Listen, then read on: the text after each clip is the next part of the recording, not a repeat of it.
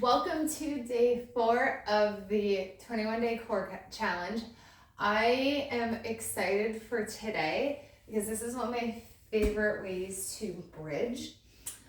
It's absolutely perfect if you have a hard time going into regular bridging, and especially if you're like on the reformer and you just get all sorts of like hamstring cramps, or you've been told like you need to do like shoulder bridges before you do any other type of bridging.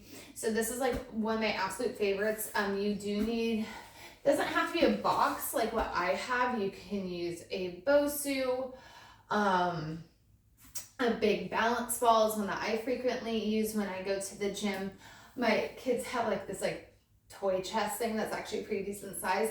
I've used that before, but just something to get the shoulders elevated, but again, something that's going to be safe to use because head and shoulders are going to be resting comfortably on the item that you're going to use, and we're going to have some hand weights with us. So I have,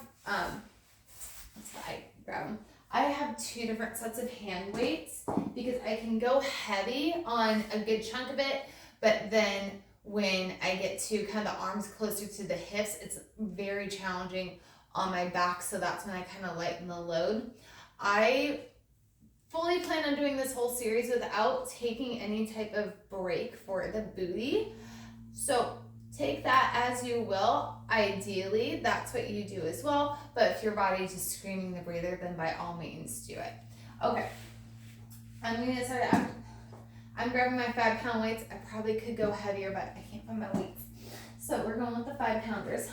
So I'm going to scooch back far enough where my shoulder blades are actually like hooked onto the edge of my box. If you have a BOSU, the shoulder blades are gonna be like that third to top ring of the BOSU. That's usually the sweet spot.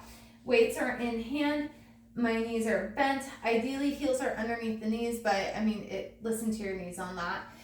I'm gonna squeeze my booty. I'm gonna lift my hips up so my head and shoulders are resting comfortably on the box. Ideally, so head and shoulders are comfortable on the box, so we're not dropping that chin in, we're not crazy lifting, and knees are underneath, knees are on top of the ankles. There we go.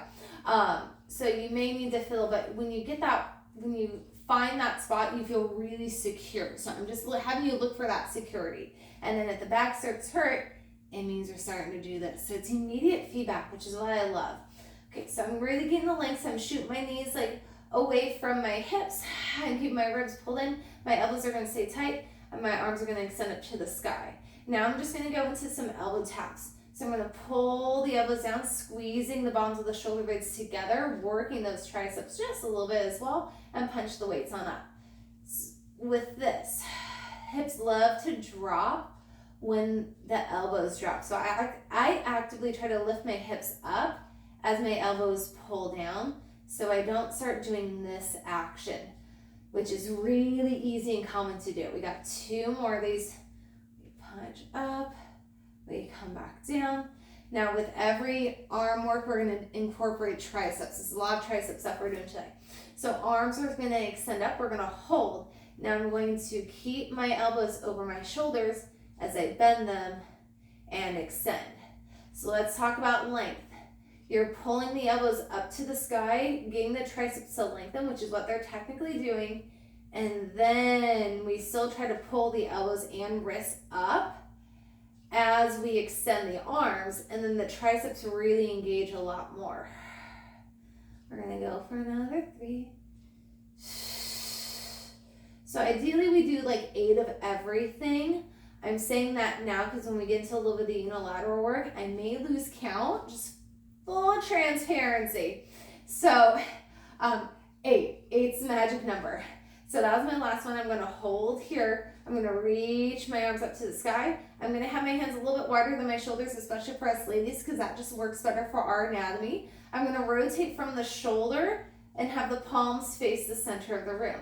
And then I rotate back to that narrow stance, and then externally rotate and then come back to parallel. Just going for a few more of these as I rotate and unrotate. Just getting some slight rotator cuff work in, nothing too crazy. For 2, Last one. I rotate. I come back. I get the soft end of my elbows. I'm going into a chest fly. So I open my arms out. Keep those ribs pulled in as I close. So actively lifting the hips up as the arms open, because hips will want to drop. And that's the last thing I want, is that booty to drop. It does not get a break at all during this.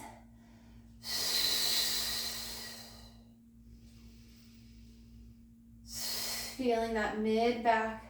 Do some work. We got 2 more.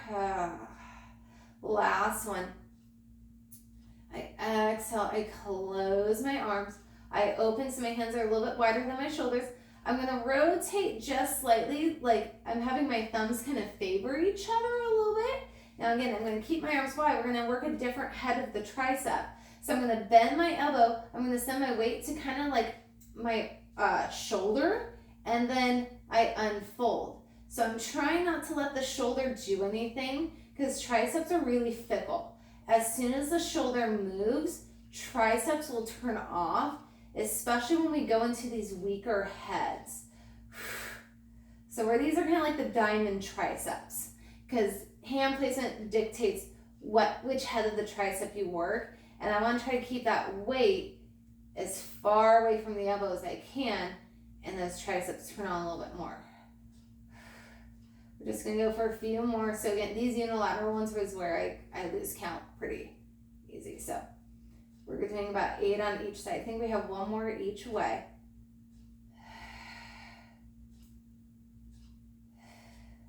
Last one. All right, and we hold. And now I'm going to go back into that rotational work. So palms together, palms away, or palms face each other, palms face away. Just going for a couple more. Again, working that rotator cuff. I almost feel like I'm a bird and I'm starting to like expand my wings a little bit. When I open out and come back for 2. On this next one, we're going to hold it. So I'm going to rotate my palms out. I hold it, let my hands go a little bit wider. We're going to go into that chest press. And I bend. And I extend. And we keep going. Keep those abs pulled in. We got this. And 3. 2 more. Last one. Now we're working the weakest head of the tricep on this next little bit. So shoulders do not move. My hands are wide. I'm bending my elbow. I'm sending my hand like almost underneath my armpit and then straightening it back out. And I fold and unfold the elbow. Feeling my low abs pull down towards my tailbone. Be a little bit mindful with the weights. I kind of let them get away from me just a little bit. So take your time, because when you go slower, you build a deeper connection, especially when it's muscles that love to not wake up for you. And this head of the tricep that we're working loves to not do things. And this is the bat wing one. So this is like key work. All right, we're gonna do 1 more on each arm. We just got a couple more things after this. Last one. And I extend up and I hold. All right, we're going into a lat press. So I'm gonna still squeeze my belly, keep my abs pulled in, my shoulders are down, and I'm gonna lower my arms down. Nope, my back says no thank you to that. So my weights are gonna go, my weights are gonna go away. I'm gonna grab my 3-pound weights. All right, and now, okay, my back says yes. It's a good challenge, but I got this. And now we pull down and arms come up. And I'll get there. It's all progress, baby. It's all progress. We gotta start from somewhere. We can always build, we can always progress. One of the best things I ever heard from a physical therapist. We got 2 more. We pull down. After we lift the hips up as the arms lower down so the hips don't drop. That booty stays engaged, it protects your back. And we're holding. And let's do little circles. And we circle about the sides of a line. 5, 4, 3, 2. Last good little circle. And then let's reverse it. 5, 4, 3, 2. Last good circle, lift the arms up, and then hips come down. Woo! All right, I'm gonna give myself a quick little moment here because that was a while. So I'm gonna let my legs straighten out. I'm gonna come on up to sitting. My legs are staying long. I flex my feet. Notice I need to kind of just wanna like collapse in. So what I'm gonna do is I'm gonna just round my back because it's just creating a rounding right now. But I'm going to roll and restack my spine on up. With a flat back, I'm gonna hinge forward and reach for my feet. So when I reach for my feet, really send my heels away and I try to send my tailbone away, I get a nice deep stretch running through the back half of the body. All right, and we are done with the back body work for today. Great job.